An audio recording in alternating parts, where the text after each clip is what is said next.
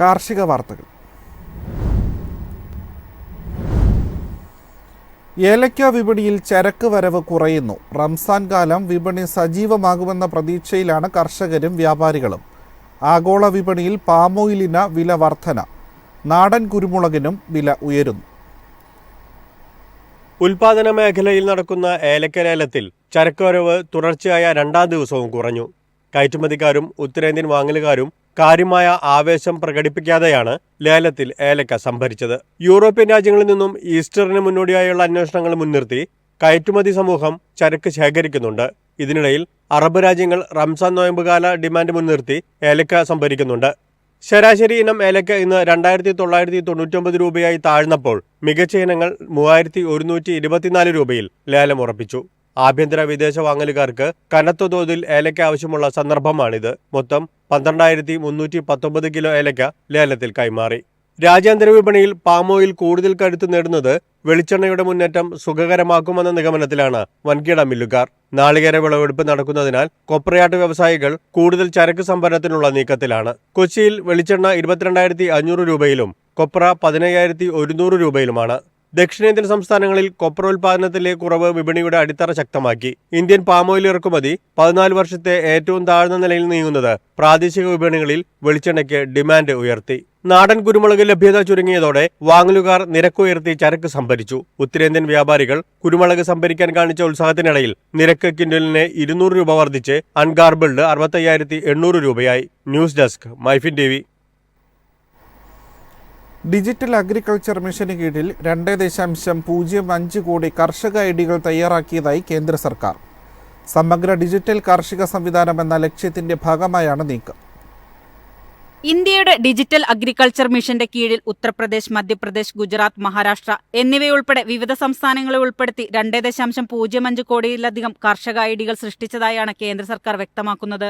രാജ്യത്തുടനീളമുള്ള കർഷകർക്ക് നൂതനമായ പരിഹാരങ്ങളും വിശ്വസനീയമായ വിളഡാറ്റയും നൽകിക്കൊണ്ട് സമഗ്രമായ ഡിജിറ്റൽ കാർഷിക സംവിധാനം വികസിപ്പിക്കുക എന്നതാണ് ഇതിന്റെ ലക്ഷ്യം. ഡിജിറ്റൽ അഗ്രികൾച്ചർ മിഷന് കീഴിലുള്ള സംസ്ഥാന കർഷക രജിസ്ട്രേഷനിൽ വനിതാ കർഷകർ ഉൾപ്പെടെ എല്ലാ ഭൂവുടമ കർഷകരെയും ഉൾക്കൊള്ളുന്നുവെന്നാണ് കേന്ദ്ര കൃഷി സഹമന്ത്രി രാംനാഥ് താക്കൂർ വ്യക്തമാക്കുന്നത്. കർഷക രജിസ്ട്രി അപേക്ഷയിൽ സ്ഥലം പാട്ടത്തിനെടുത്ത കർഷകരെ ഉൾപ്പെടുത്താനുള്ള വ്യവസ്ഥയുമുണ്ട്.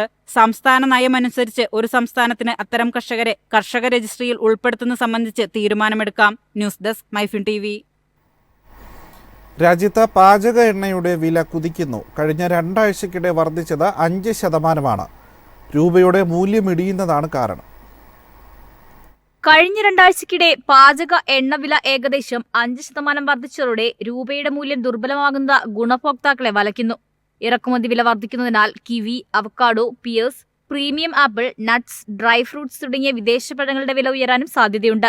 പാചക എണ്ണകളിൽ 60% വരെ ഇറക്കുമതിയിൽ ഉൾപ്പെടുന്നതിനാൽ രൂപയുടെ മൂല്യത്തകർച്ചയും ഫെബ്രുവരിയിൽ പ്രധാന പാചക എണ്ണ ഉൽപാദന രാജ്യങ്ങളുടെ വിലയിലുണ്ടായ വർധനവും സോയാബീൻ, സൂര്യകാന്തി, പാമോയിൽ എന്നിവയുടെ ചില്ലറ വിൽപ്പന വില കിലോഗ്രാമിന് 5 രൂപ മുതൽ 6 രൂപ വരെ ഉയർത്തിയിരുന്നു. News desk MyFin TV.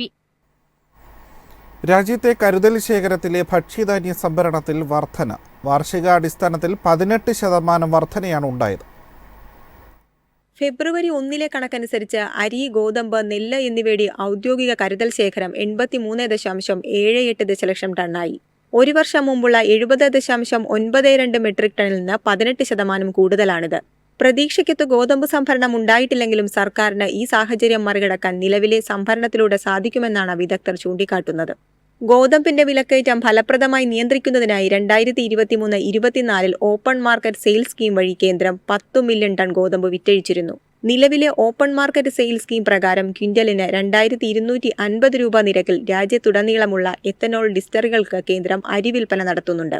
സംസ്ഥാനങ്ങളിലെ എത്തനോൾ ഡിസ്റ്ററികൾക്ക് വർഷം മുഴുവനും FCI വഴി അരി വിതരണം ചെയ്യാൻ കഴിയുമെന്നാണ് കേന്ദ്രം വ്യക്തമാക്കുന്നത്. News desk MyFin TV. സംസ്ഥാനത്ത് ചുക്ക് വില കനത്ത തകർച്ചയിൽ. പച്ച ഇഞ്ചിയുടെ വില തകർച്ച അവസരമാക്കാനുള്ള നീക്കത്തിലാണ് വ്യാപാരികൾ. സംസ്ഥാനത്ത് ചുക്കിന് നേരിട്ട വില തകർച്ച സ്റ്റോക്കിസ്റ്റുകളെ സമ്മർദ്ദത്തിലാക്കി. പച്ച ഇഞ്ചി വിലയിടിവ് അവസരമാക്കി ഇഞ്ചി സംസ്കരണത്തിനുള്ള നീക്കത്തിലാണ് വ്യാപാരികൾ. ഇഞ്ചി വില കുറഞ്ഞതിനാൽ നടപ്പുവർഷം ചുക്ക് ഉൽപാദനം വർദ്ധിപ്പിക്കാനാകുമെന്നാണ് വിലയിരുത്തൽ. കൊച്ചി വിപണിയിൽ ചുക്ക് സ്റ്റോക്ക് നാമമാത്രമാണ്. എങ്കിലും ഉൽപാദന കേന്ദ്രങ്ങളിൽ നീക്കിയിരിപ്പുണ്ടെന്നാണ് വിപണി വൃത്തങ്ങളുടെ വിലയിരുത്തൽ. കരുതൽ ശേഖരം വേണ്ടവിധം സംരക്ഷിച്ചില്ലെങ്കിൽ ചുക്കിന് കുത്തുവിടാനുള്ള സാധ്യത വിലയെ കാര്യമായി തന്നെ ബാധിക്കും. പിന്നിട്ട വാരം ഇഞ്ചി ഉൽപാദനം ഉയർന്നതിന്റെ ചുവട് പിടിച്ച് ചുക്ക് വില ക്വിന്റലിന് 10,000 രൂപയാണ് ഒറ്റയടിക്ക് കുറഞ്ഞത്. വിവിധയിനം ചുക്ക് ക്വിന്റലിന് 22,500 മുതൽ 25,000 രൂപ വരെയായി താഴ്ന്നു. ഗൾഫ് രാജ്യങ്ങളിൽ നോയമ്പുകാല ആവശ്യങ്ങൾക്ക് വേണ്ടിയുള്ള ചുക്ക് ഇതിനകം ശേഖരിച്ചതായാണ് വിവരം. News desk MyFin TV. അഗ്രിസി ബംഗളൂരുവിൽ പുതിയ ഗവേഷണ ലാബ് തുറന്നു. ഗവേഷണ പിന്തുണയുള്ള ഉൽപ്പന്ന വികസനത്തിൽ ശ്രദ്ധ കേന്ദ്രീകരിക്കുകയാണ് പുതിയ ലാബിലൂടെ കമ്പനി ലക്ഷ്യമിടുന്നത്. ബംഗളൂരുവിലെ HSR ലേഔട്ടിൽ പുതിയ ഗവേഷണ വികസന ലാബ് തുറന്നിരിക്കുകയാണ് അഗ്രിസി. കാർഷിക ഭക്ഷ്യ സംസ്കരണ യൂണിറ്റുകളെ വലിയ ബ്രാൻഡുകളുമായി ബന്ധിപ്പിക്കുന്ന ഒരു B2B പ്ലാറ്റ്ഫോമാണ് അഗ്രിസി. ഗവേഷണ പിന്തുണയുള്ള ഉൽപ്പന്ന വികസനത്തിൽ ശ്രദ്ധ കേന്ദ്രീകരിക്കുകയാണ് കമ്പനി. ഇതിലൂടെ ആരോഗ്യബോധമുള്ള ഉപഭോക്താക്കളുടെയും ഉയർന്നുവരുന്ന ന്യൂട്രാസിക്കൽസ്, ക്ലീൻ ബ്യൂട്ടി വിഭാഗത്തിന്റെയും വികസിച്ചുകൊണ്ടിരിക്കുന്ന ആവശ്യങ്ങൾ നിറവേറ്റുന്നതിനാണ് ഈ യൂണിറ്റ് രൂപകൽപ്പന ചെയ്തിരിക്കുന്നത്. 2021 സാകേത് ശിരാനിയെയും വിക്കി ദൊഡാനിയും ചേർന്നാണ് അഗ്രിസി സ്ഥാപിച്ചത്. News desk MyFin TV. കമ്പോള നിലവാരം. ഇന്നത്തെ കമ്പോള നിലവാരം. റബ്ബർ RSS 4 218, RSS 5 214, ലാറ്റക്സ് 155, ജാതിക്ക 380, ജാതിപത്രി 2000 മുതൽ 2300 വരെ, ഗ്രാമ്പു 920, അടയ്ക്ക 230, കാപ്പിക്കുരു 300, കൊക്കോ പരിപ്പ് 600, കുരുമുളക് ഗാർബിൾഡ് 67,800, കുരുമുളക് അൺഗാർബിൾഡ് 65,800, ഏലയ്ക്ക 2,900 മുതൽ 3,000 വരെ, വെളിച്ചെണ്ണ 22,500, കൊപ്ര 17,200, ചുക്ക് 22,500.